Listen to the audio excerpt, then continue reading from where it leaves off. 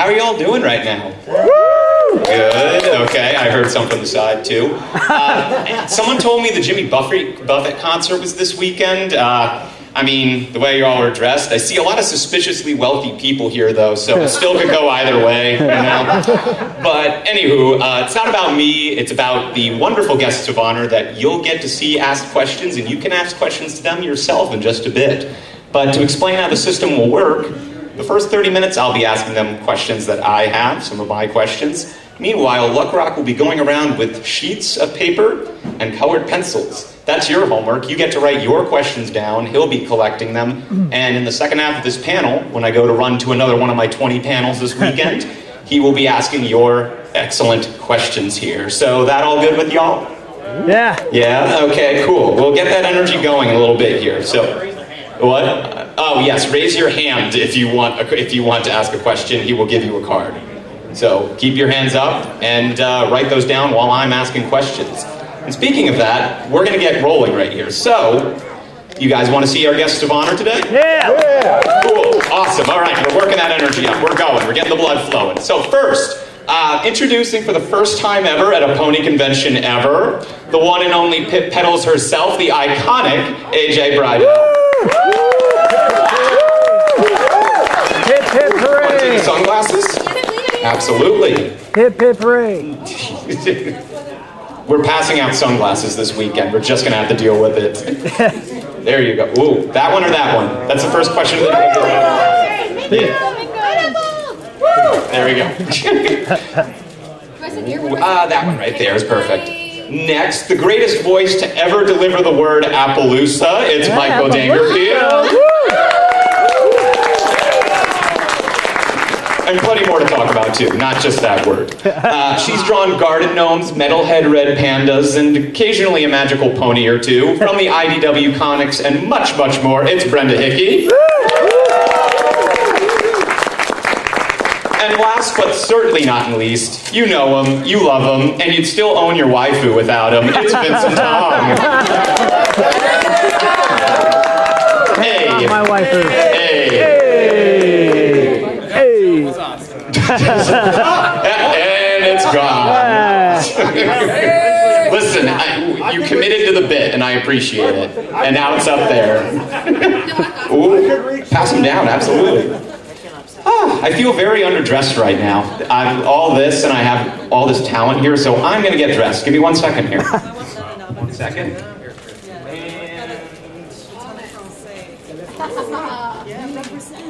And now it's Casual Friday. Hello, everyone. All right. Woo, exactly. Now it's very warm. So, first and foremost, welcome to Windy City, everybody. How's it going? How's it been so far? Chicago, the convention? Is our mics on? Oh, are the mics on? That's the next question. Mine is definitely on. Ooh, there we go. Hi. Testorama. Check. Is this on? Is this on? I think it might be on. Oh, thank you. Better make sure. Mike is heresy. I think Michael's one is off at the moment. What are you guys doing here? Check. Is it physically on? Oh, Folks in the check front row them. here. Ooh. Is In this this elevator. Hello? Hello. I'm watching you with those. I got my eye. You didn't get your paperwork, Wazowski. Welcome to our Monsters Inc. discussion. Oh yeah. Hello? Salute. Hello. Hello. There we go. Hello. All of our voices have voices now. Excellent. All right, so I will repeat that question that all the microphones were off for. Welcome to Windy City, everybody. How's Chicago been so far? We're in Chicago? Technically Schaumburg, but, you know, details. It's Chicago. It's beautiful. I love it. It's Yeah. gorgeous. Amazing to be here. I had a Chicago hot dog yesterday. You did? Oh, My first Chicago hot dog. I had someone tell me when I had one, they were like, "Where is the hot dog and all of that?" Like, do you want a hot dog with all of that? It's like, you got to do it. It was like tomatoes, a huge pickle, some peppers, relish, like the most nuclear green relish. I've ever Yes. Nuclear. Yes, they actually like food color it, so it's that green. It looks like alien, exactly. I guess I know what I'm having for supper tonight. Yeah. Yes. Portillo's. So you can have a cake shake with it too. They just stick an entire slice of cake in it.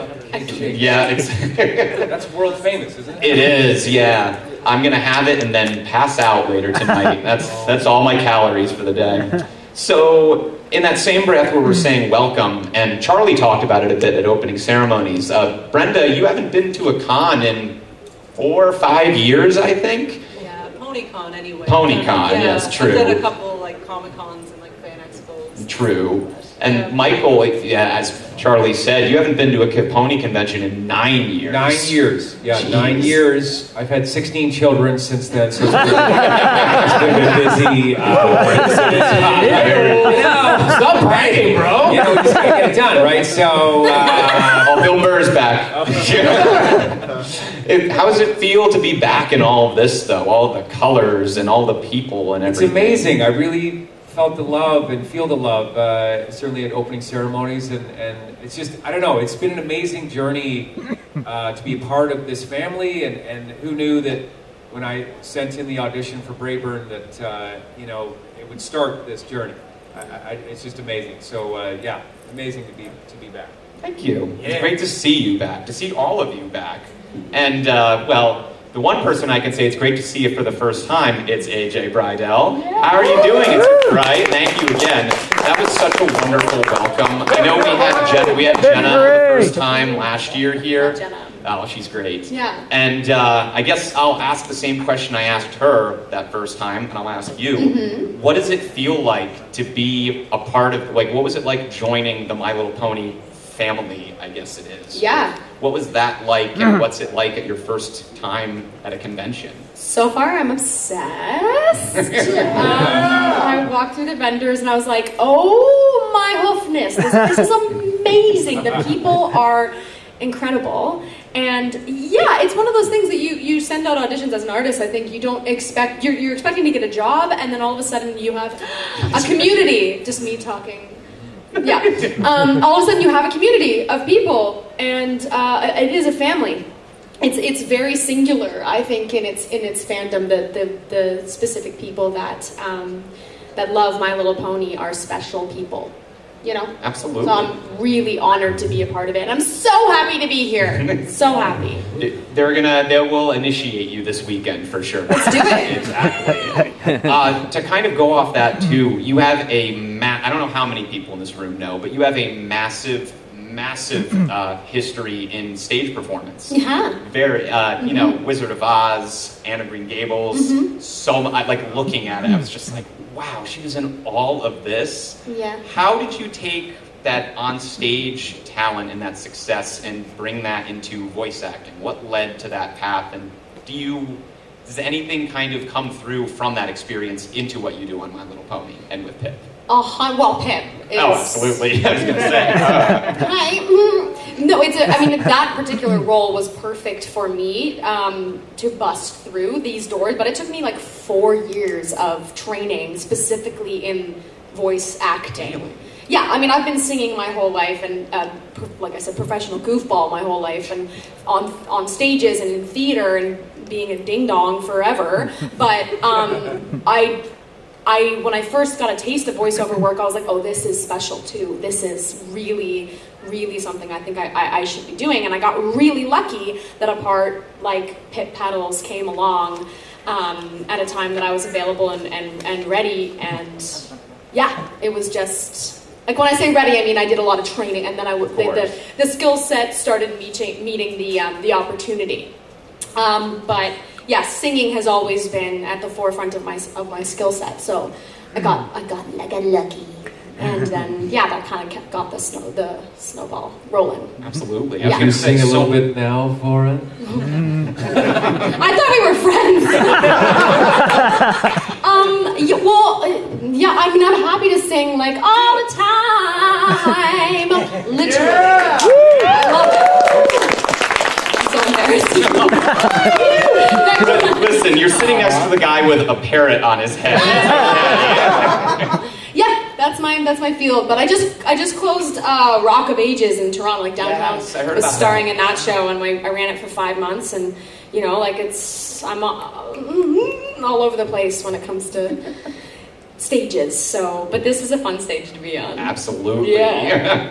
Now that we're done interrogating AJ, first time here, I want to, going off of your really diverse experience, the rest of you have just an eclectic roster of experience. Michael, you've been working in voice acting and on-camera acting for decades. Vincent, same over there, different franchises. How do you get into each one of those roles and different franchises like Transformers and Lego Ninjago? And then My Little Pony. Do you bring any attributes and things you learn from there or things you do in that you bring to Pony? And that includes Brenda as well. I know you work in My Little Pony and with Agretsuko as well, in your own original material. So are there different things you learn from those experiences that you bring into other huge franchises and projects? Like from Pony to like something else, or the other way, or like... Either way, honestly. I mean, I don't know, for me it's kind of just finding the essence of the character that you're going to do.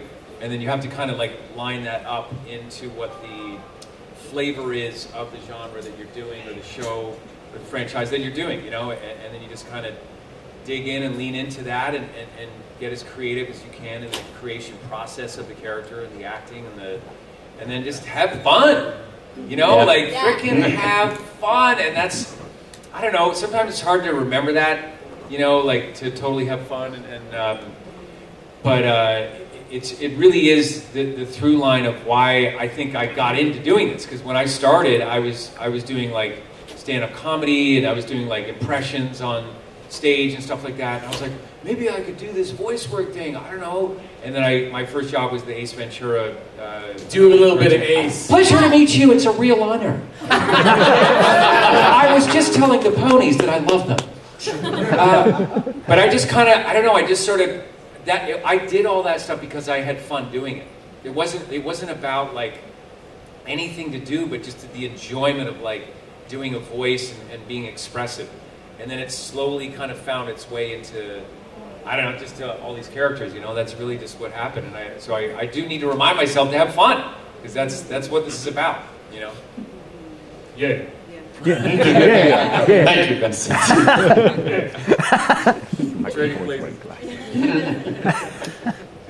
Talking about, did you want to add to that, Vincent, or is our final answer there? I only take parts that involves me stealing waifus. That's a good niche to corner. Yeah. No, I was just saying to Doc, it was funny how when we were driving in, like Prince Blue Blood was my very first part in the show, and then progressively they just kept hiring me for all the not so nice ponies. And I don't know what it is. I think it's just kind of typecasting. They see how much of a butt I am. Let's just give them all the characters that everyone hates. Joe is okay. And Sandbar, I guess, is a little bit more redemptive. Sandbar is awesome. There are a bunch of pony historians in this crowd. I love it. They know their stuff. Talking about long histories with capturing different worlds, there was something that I was struck with looking at your work, Brenda, where looking at your work in Pony and then with Agretsuko, if you didn't know, she's done work on the Agretsuko comics, those feel like two distinct visual worlds, but you capture both of those really perfectly, just looking between them. Absolutely. How do you go about jumping from those two different visual worlds that you go from My Little Pony then to something that is Agretsuko? That's an adjective of its own there. What's it like capturing, what do you do to jump between those two as an artist? Let's see. A lot of it is intuitive, so it's hard to explain. But you study the art style, you practice in your sketchbook and stuff. Right.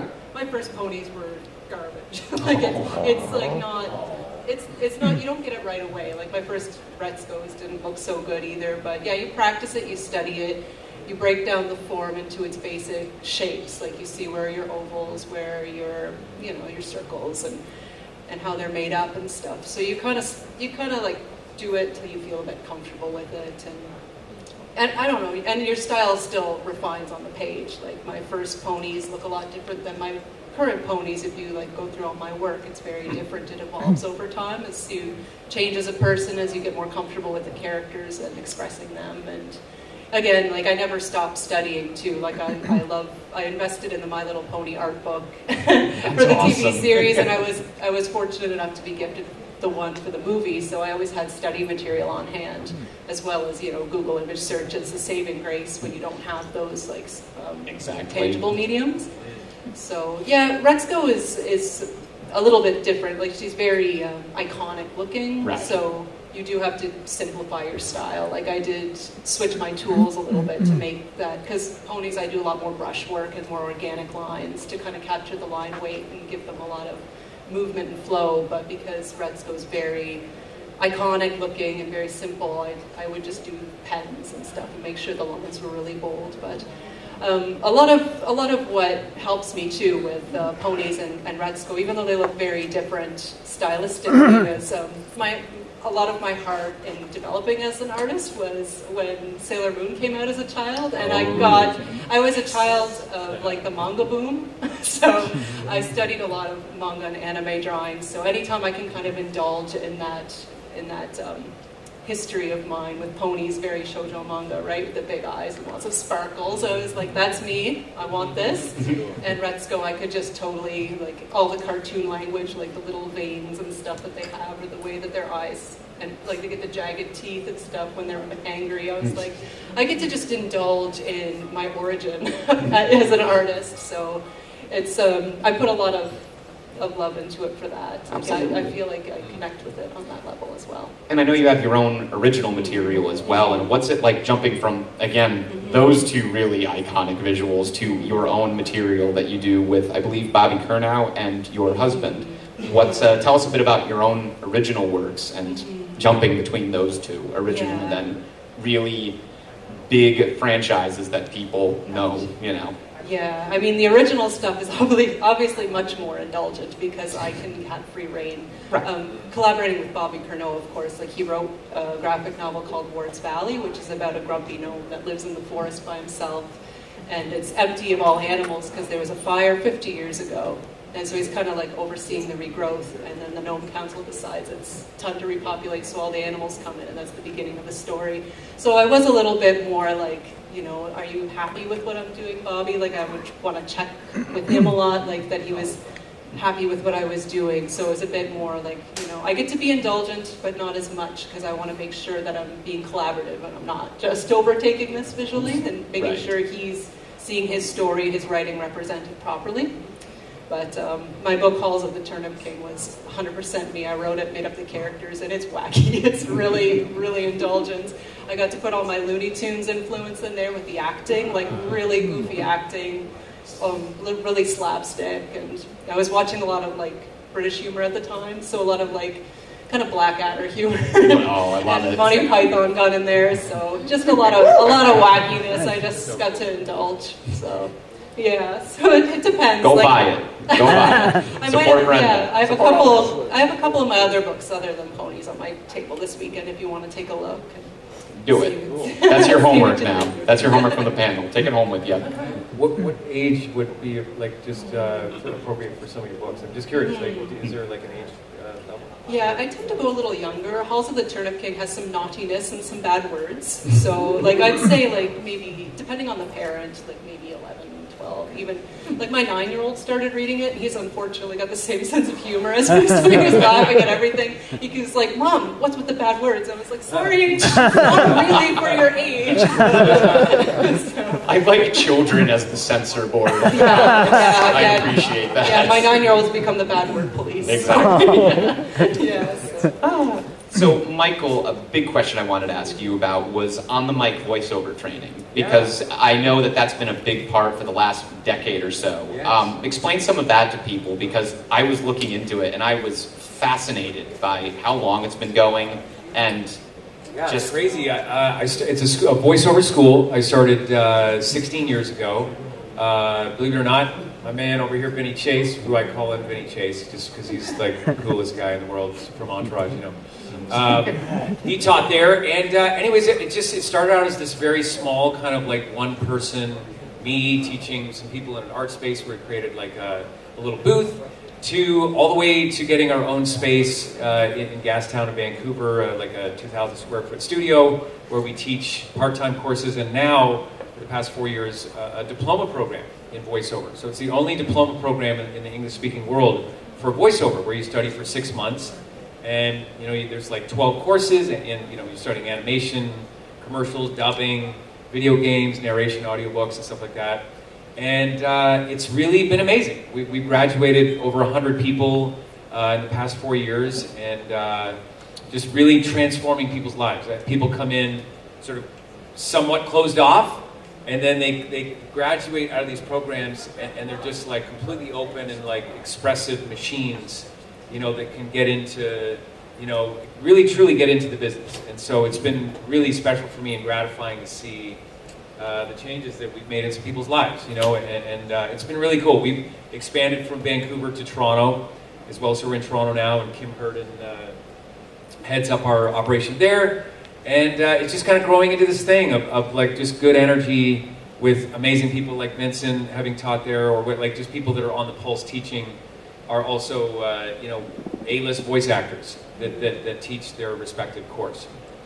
excellent. Thank you for letting us know that. Look that up, guys, because it really, I just spent an hour looking through that whole website and all the history behind it. So Thank you so much. Excellent work on that. Thank you so much. Absolutely.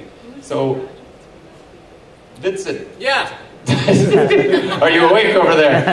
Okay. So I have a question for you. What's up? I know we're at a My Little Pony convention this weekend. Yeah. Right. Exactly. My little pony, my little pony.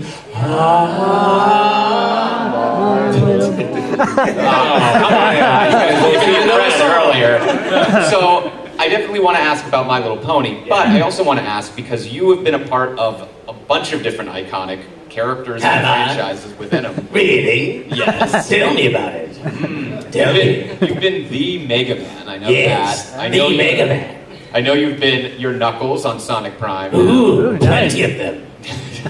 And the doctors. It's true. You've been on Lego Ninjago as well. Yes, I always use this voice for every one of my characters. That's what they all sound like. That's Yeah. great. That's a great Knuckles and Sandbar. I'm Mega Man Sandbar.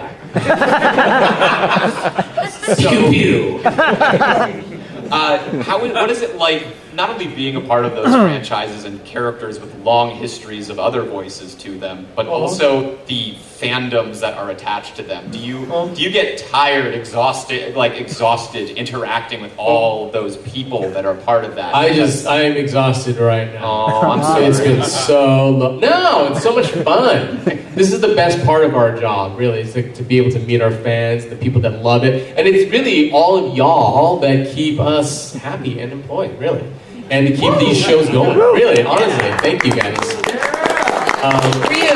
Yeah, because if it wasn't for you guys having the love of our shows and our work, we wouldn't be here. So no, it's always, I mean, yes, it's tiring, of course, but I really enjoy coming to conventions and seeing people, and yeah, it's super thrilling. Nice. Speaking of thank you for that answer. You're welcome. That's a great Donut Joe impression? Yep, that's Donut Joe. I thought you want some donuts from Joe. Here you go. I don't know which character anymore. That was Donut Joe. The man of 1,000 voices. It's a tongue, everybody. So, on that note, with talking about fans interacting with all of these lovely talents here, you guys all have a bunch of questions. Luck Rock has a stack of paper. So I'm going to get out of the way here and let them have the stage here. Thank you so much for answering my questions. Thank you so much. Absolutely, thank you.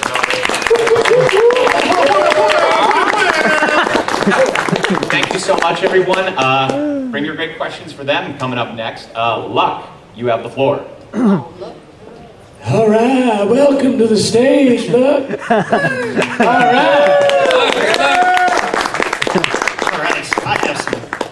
fan-submitted questions for you all. If you guys still want to submit some questions, the note cards are up front. Just come and grab one and a colored pencil, and then just kind of set them over here when you're done, and I will run back and forth to get them. But we'll try and get through as many of these as we can. Let's go. Could I have a paper and a colored pencil?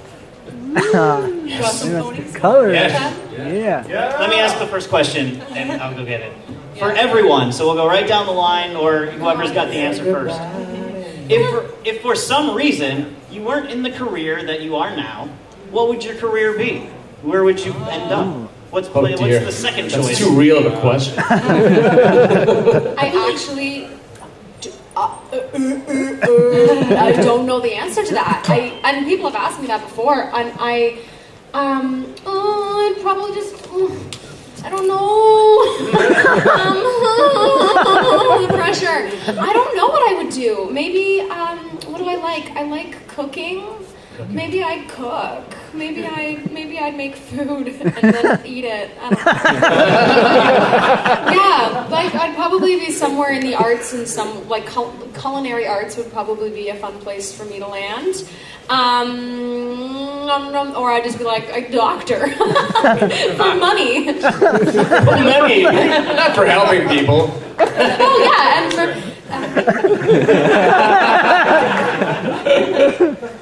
I think so I've only had 3 jobs my whole life. It's kind of I've been an actor, and I've waitered and taught tennis. Those are my 3 jobs. So I probably would. I don't want to waiter anymore because I was a waiter when I was trying to be an actor, and but I would probably teach tennis. I probably would. You're a tennis pro. I would go back and play the tennis and teach the tennis. Yes. The tennis. That's probably what I would do.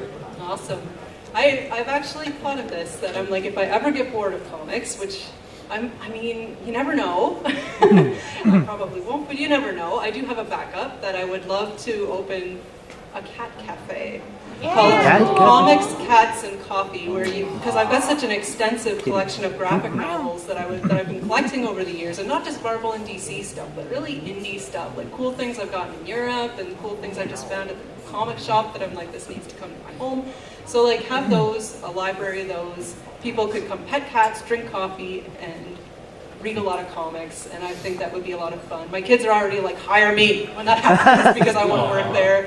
So, and I do like baking and stuff as well. So I was like, if it was a way that I can bake, but then I'm not stuck with like a whole pie and a whole cake, and I've got people to share it with, like that would be Where would it be based? What's that? Where would it be based? Because I want to go now. I live in Charlottetown in PEI in Canada, so I'm a little remote, but yeah, I think it would be a really nice place. I mean, maybe we'll expand if it's really popular. Might come to your hometown. I don't know. I really don't know. I was in 2. I like, I love Disney, so I'm a huge Disneyland nut. Woo! Charlie knows. So I would be happy, like, being like a Dapper Dan in Disneyland. I'm not sure if I can sing that well, but I would like, maybe be a jungle cruise skipper, or just like put people onto the Matterhorn mountain, something like that, or the Indiana Jones ride, because they got cool outfits.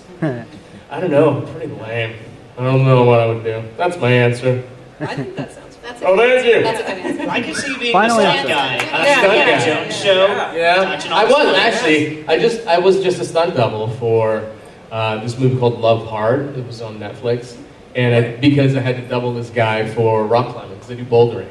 So What? Yeah, I had to like fly up this mountain. Not a mountain. It was like an indoor rock climbing thing. Anyway, next question, please. All right, I've got one here for AJ. Oh, that's me. What are your thoughts on G4, Friendship is Magic, from the perspective of someone working on G5? Yeah. Well, okay, so fun fact, when I auditioned for this, we signed an NDA and all that business, but I didn't know I was auditioning for My Little Pony at the time.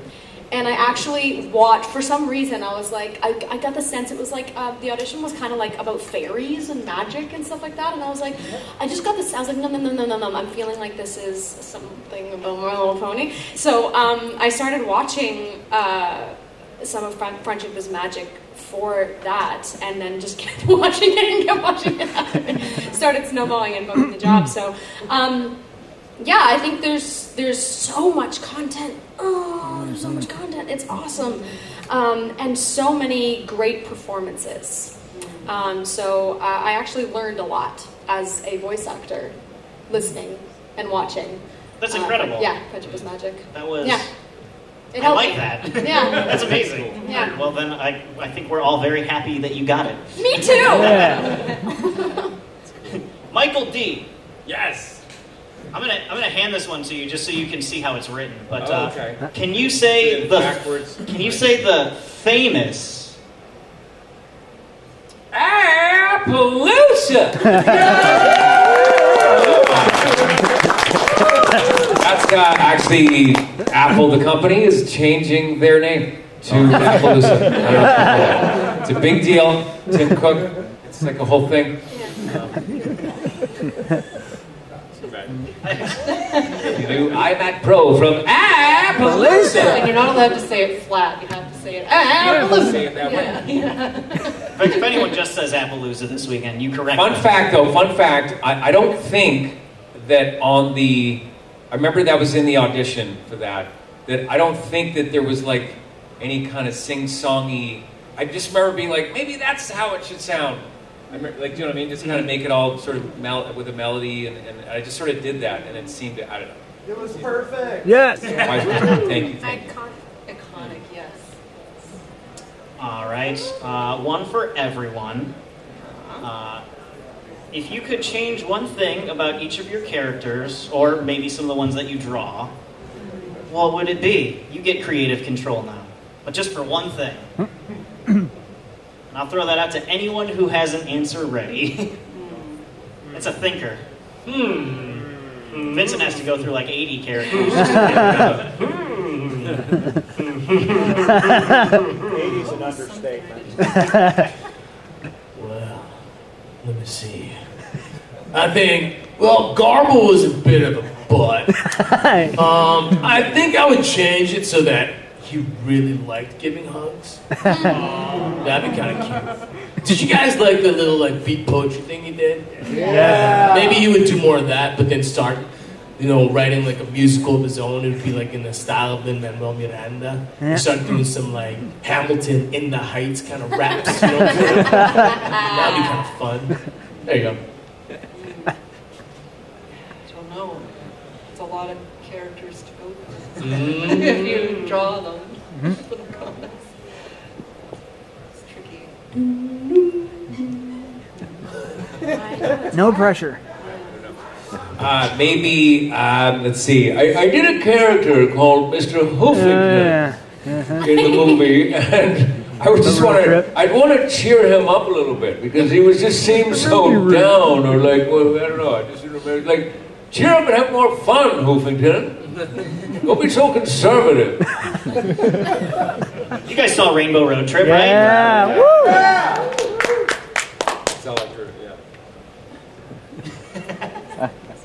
I don't know if I would, I don't know if this is a change for Pip, but I'd love to explore what she looks like without being so attached to her phone. In a world where social media is it's a beautiful place to exist. Obviously, you can find community there, and I love that she finds the beauty in that. But I also would just love to see what she would look like in like medieval times or something. What would she do if that kind of thing did, how would she exist in as Pip without social media, what that would look like. It's really interesting. But I wouldn't change her. Right. I just love to see the circumstance. You want to know change. more. They should do an IDW one shot. Yeah. Of that. Yeah. I really want to read that. Can you propose that or something? Because I can try. All right. Tell them you've got backup. People want to see this. People need to know. Yeah. People need to know. It's all about taking characters out of their comfort zone, right? And seeing what they would do. Yeah. This is incredible because someone submitted a question for everyone, and so I've kind of been going back and forth to it as needed. But Vincent and Michael both referenced this person's questions in your most recent answers. So since it's like on the forefront of your minds, I'm just gonna rehash it a little bit. Vincent, hi. Did you enjoy the bongo singing as Garble? Don't remember it. Literally don't remember it. I know he does it. I don't remember what I did. Cracks in the corner. I remember it was a bit weird. Because I would think I was trying hard to put some sort of like syntax into it to make it kind of cool. But I think it was more like beating it kind of do right. I don't really know. Michael? Yeah. This question here about your role as Mr. Huffington and sort of coming back many years later. Yeah. Tell us a little bit about... do you remember a show called Gilligan's Island? Yeah. We all know where I stole the voice from. Yep. Justin Howell. Oh, Mr. Howell. I kind of took that. So it was a lot of fun to do that. It was with Vina Sood, played my wife in that in that movie, and yeah, it was really cool to jump back in and just, I don't know. It's just a very fun voice to do. You just sort of move your jaw back and talk out of here. I don't know. That's right, because when I did Blue Blood, that's my first character, that's who I was referencing too. But he had more teeth than yours. The younger Fritters, look! Apple dumplings. My lips have tasted common carnival fare. Maybe you're my son. Oh, Daddy kid! Son, what have you been? Well, I've been looking for your teeth, Father. Did you find one? Well, I'm not... Here it is! I've had it around the whole time! Oh my God. Here you go, I have some celery. Improv. Did you just snort? Yes! Snort loud! Snorty. I just want more of that. I don't know. AJ. Hi. Did you know what you were getting into when you signed up for this? No! In the best way. I had no idea how huge this franchise is and how big the community is. I really didn't know, and it was a really, really pleasant, wonderful surprise. I also didn't know that there would be so much music, which was also another pleasant surprise. They didn't really know I was a singer when I auditioned.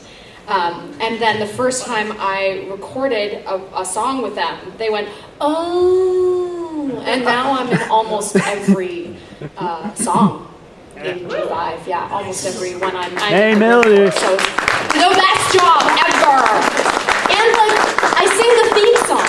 I had no idea. I had no clue that was gonna, and I cried when I first saw the episode. Well, I mean, I don't know about y'all, but like theme songs are, for me, like, it's what I remember from these shows growing up. It's the thing, it's the earworm that you're like, you know. Yeah. Anyway, so to be a part of that is like, yeah, I'm like actually emotional thinking about it. Just the fact that there are so many people listening to that, and that's really, really cool. And I had no idea I would have that honor.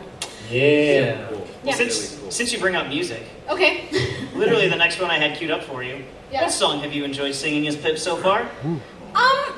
There's so many and so many more to come, which is great. The theme song, it has to be like one of my favorites, but when Make Your Mark, the first album came out, and like 6 or 7 of them out of 8, I'm the lead in, and it just like blew me away. Probably Portrait Song is my favorite. That's a good one. Which is the one that I sing with is Zip, and yeah, I think that's my favorite one. It's my favorite too. Is it? It is. Is it? Nice. Yeah. And that moment in the episode is really special too. I think one of my favorite moments in that season for sure. Awesome. Hey, Brenda. I have a question for you, but first, did you want to give me a note card? Or is that just for your own thing? Oh, I thought I could do some drawings and hand them out. Oh, that's amazing. I got one. Do you want more note cards? Sure, yeah. While I go grab them for you, though, do you have any tips for drawing ponies? Any tips for drawing ponies? I'd say, like I said in the first question, like break down the shapes, like analyze, like the heads are easy, they're big circles, right? And the body's kind of like a bean, you know, you get, oh, thank you so much. So yeah, break down the shapes, definitely is your first step, like study the structure of the ponies, see your big things like the circles, the ovals, the cylinders for the legs and stuff, and build on those. Like draw those light and then build on those. The features will wrap around those shapes, and yeah, then whatever pony you do, like the hairstyle and stuff, like customize it. But yeah, definitely start with the basics. The structures is always a good starting point. I think you're doing a panel later today where you're going to talk a little more about drawing ponies, right? Yeah, I'm gonna do how to draw the sea ponies, since it's the whole island vacation. We decided sea ponies, so we'll be doing sea pony drawing demos later today. So if you want to know more, be sure to check that out and check her out in the vendor hall. And right? it's easier to explain when I'm doing it as well, like what I mean by the big shapes, because to just say it without seeing something I know is a little vague, so I do apologize for that. But yeah. Sorry, I just read this next question. I completely lost my train of thought, so we're going with this because I'm biased. AJ, if Pip could be in a real world musical, what would she choose? Legally Blonde, probably. Yeah, that's an easy one. That makes so much sense. I know. Also, I want to play Al, so. You'd be perfect. Thank you. Hey, they do some IDW series where they take novels and turn them into ponies. Can we do Legally Blonde with... Yeah, I wonder if they could get the license for that, though. Yeah, because a lot of the classics, right, are public domain, so... If it's parody, isn't it? Talk to Reese. Yeah, ask the editors, yeah. But they should write a My Little Pony musical. Like, they should... There should be a My Little Pony musical. Like, there should be, like... Push Street Girls. The musical. Yeah, 100%. It'd be a lot easier than like the Yeah, four-legged exactly. ponies. Can you imagine like the two people in the pony outfit trying to? Yeah, I feel like I want to see that musical. All right, I've got one for everyone. And I'm curious to see how the answers change based on who's kind of been around longer and not. And this is your big chance to pander to the crowd here. What is your favorite part about the Brony fandom?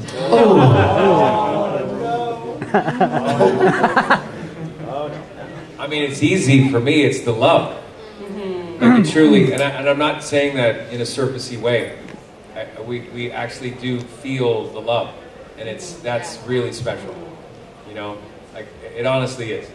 Like we feel it coming at you, and we're sending it right back to you. Yeah. For me, you know, the Brony fandom is I feel like very misunderstood a lot of times. A lot of people don't understand what it's all about. And when I first came, I was just blown away by the amount of generosity and kindness and just love, like Michael said. And in this fandom, I've learned so much about humanity. So much. Like, you guys do, like, charity events, you guys come up and get stuff autographed, like, you guys have paid so much money just to get the most cherished item of yours that got autographed so you can put it into the charity auction. It's, like, such a beautiful, selfless act, and I haven't seen as much generosity anywhere else. So it's really, and to help other people, too. Like, I remember being in Everfree Northwest, and there was a kid who was very shy, and we were at the dance at the very end of the night, and I was like, "You're not dancing," and he's like, "No, I don't know how to dance." I'm like, "You know how to dance? No one knows how to dance, just dance." And I got him up, and we were dancing, and people were coming up, giving him high fives, and I'm like, "It's Mother's Day, now you gotta go dance with your mom," and he's smiling, and he had a whole crew of people around him, and I was like, this is what the community is about. This love, this generosity, this, like, I'm gonna reach out. Friendship is literally magic in this. Yeah. Yeah, you really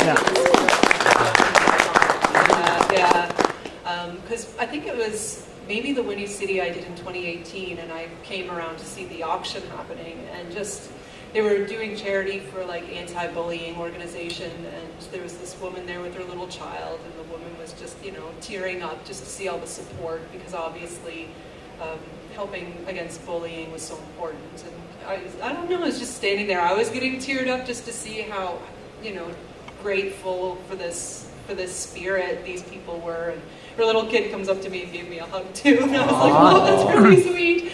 Like, I don't know what I did special, but thank you. Like, I don't know, I just see the love pouring out and the support for the community, and everyone's welcome, which is always a treat. Like, you never feel like you're not allowed to be part of this. Like, everybody's got a place in this family. Like inclusion. Yes, Yeah. yes, inclusion, yeah. Yeah, I think the pony fandom is a reflection of the fact that My Little Pony, as a brand and as a community, as a franchise, transcends age, transcends gender, transcends societal expectations, transcends so many things that other brands and other shows, other things don't. And I think that this specific fandom is a reflection of that. It's about who you are and loving who you are and making connections and friendships. And that's clear in the people and the community here at this event even. I was just going to say, sorry.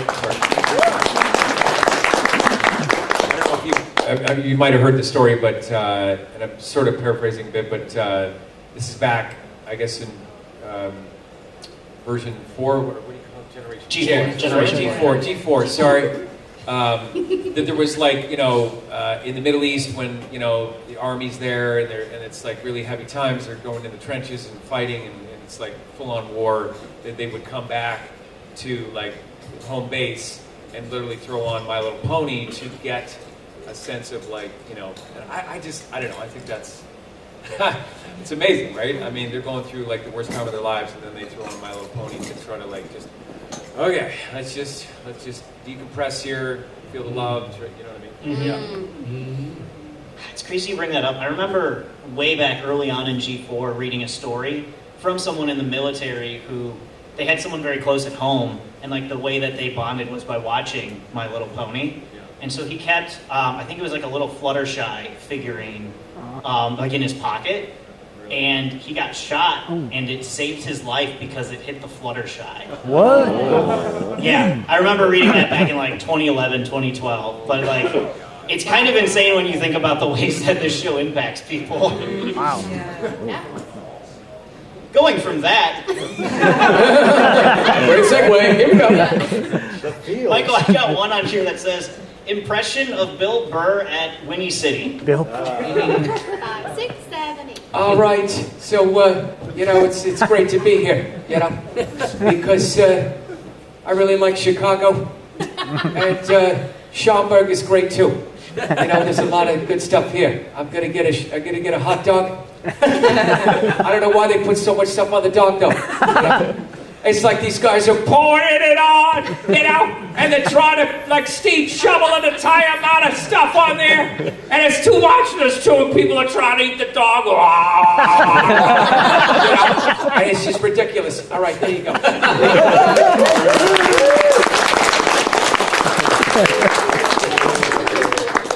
love it. I love it so much. All right, we got just a few minutes left. I got one for all of the VAs. I'll do an either or. How are you either most like or least like your pony character? I assume they specified pony for Vince. Or was it down to like 5? I'm really similar to my character.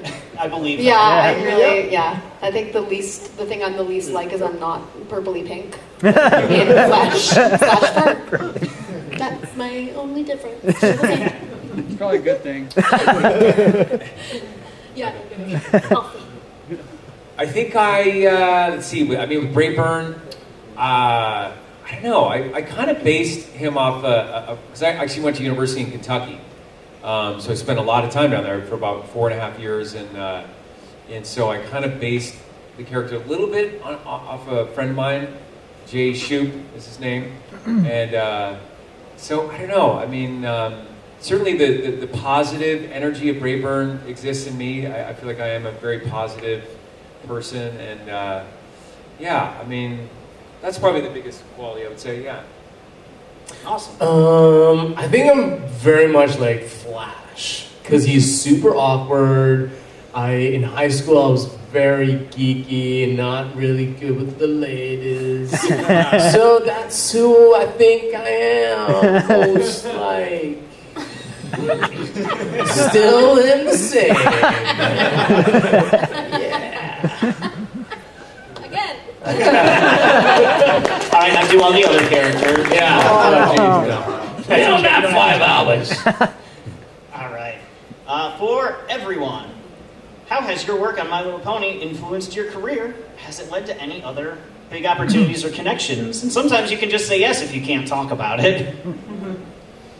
Well, because I do a lot of singing on the show, I work with Daniel Ingram on other projects as well. So he's gotten me to do this project that he's put together called The Treebees, which is a bunch of kid songs that he's written, as well as kind of arranged classic kid songs because he just had a kid, so he wanted to put on some good music that's better than Coco Melon. So check out The Treebees. It's really fun. It won't be too annoying. But yeah, and I've got to sing some other, like AJ, some cool theme songs from Daniel as well. So it's been really fun. Nice. Yeah, I mean, Ward's Valley is pretty easy to draw the parallel from because Bobby Curnow was the editor on the My Little Pony comics for a lot of years. Actually, pretty much the whole time I was working with the IDW comics, he was the editor. So we were connected that way, and he asked if I could draw his book Ward's Valley. So definitely like directly led to another job. A little bit more indirectly was when the Agretzko job came up. It was Sarah Gatos who was the editor on that at the time, and she had worked previously at IDW, and I didn't work with her back then, but she had worked with my husband, Troy Little, and so of course we knew each other just because you get to know people and you meet people, and Sarah was always wonderful. So she had actually contacted Troy first, but he was doing a lot of Rick and Morty work, so he's like, I can do a cover, but I can't do the interiors, and I was like, pick me, I'm free! So she knew me, and she's like, okay, if you want to draw the comics, that's great, but how would you feel about writing them as well? We're looking for writers. So it was my first work doing licensed work, like writing on licensed work. So I got to I went crazy, because I went power crazy. I did like the coloring on it as well. So I was like a triple threat on these comics, the writing, the drawing, and the coloring, and somehow still made my deadlines. So I don't know how I did that. Lots of caffeine. But it was good. So I was really appreciative that Sarah took the chance on me to do the writing as well, and gave me the job too, because obviously Agretzko's right up my alley. So yeah. I can't really think of a show or a series or something that I've worked on with the people that created the G4 stuff. But you end up working with some of the same voice directors or like casting but I think within the show, because Brayburn started in season 1, and then came back, obviously throughout or whatever. But I worked on, I did other characters, like I did the antique chicken stand pony, I think it was called, or antique. I think that's what it was. Yeah, it was sort of a Paul Led kind of character, and then I was like the announcer on one of the episodes for when there was an event. I think it was a race. So you come back and do, because they now know, oh, you're okay, you can do this. How about this character or whatever? And played some Towns Pony folks before, just stuff like that. But yeah, just sort of other. I don't know if you call them side characters or whatever, but as you get known by the director, etc. Yeah, same kind of thing. Allison Court, our director for G5, does a lot of work and has gotten me in a few great rooms that,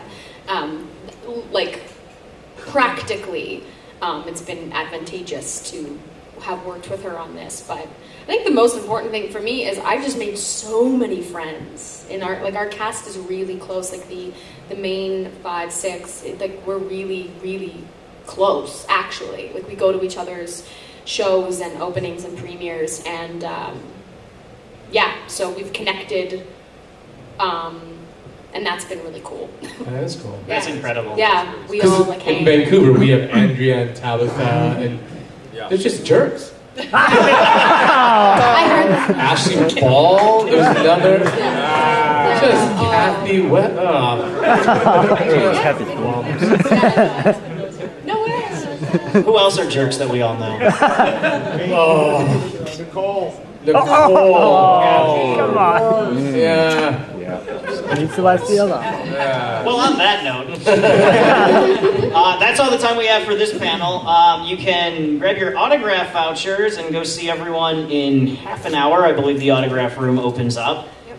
Brenda's got a panel today, a panel tomorrow. She's got 4 sketches drawings. if anybody wants to come up and grab And if one. anyone wants to get laid, I'm gonna give this. And then otherwise, we'll see you back tomorrow for the script reading that we're going to be doing, something very special. Give it up